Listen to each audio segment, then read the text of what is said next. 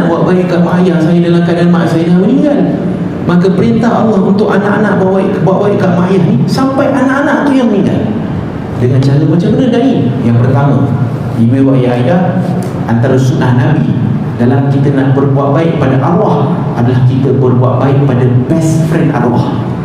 Maknanya kalau contoh kita ada mak lagi, kita punya mak ataupun ayah kita meninggal dunia, tapi kita kenal best friend ayah, BFF lah kan, yang satu WhatsApp group dengan ayah tu. Jadi kita, sunnah Nabi adalah kita kena ziarah kawan baik ayah, kita kena tanya khabar kawan baik arwah mak, dan kita kalau boleh bagi hadiah. Ini yang Nabi buat terhadap isteri Nabi, Sayyidina Siti Khadijah.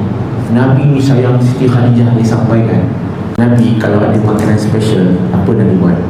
Nabi akan suruh isteri-isteri Nabi, pergi bagi kat kawan Khadijah, pergi kat bagi best friend dia. Sebab kasihnya Nabi pada Sayyidatina Khadijah. Jadi cara kita nak berbuat baik pada mak ayah, berbuat baiklah pada kawan-kawan baiknya yang kalau dia hidup lagi, dia akan buat baik pada kawan-kawan dia.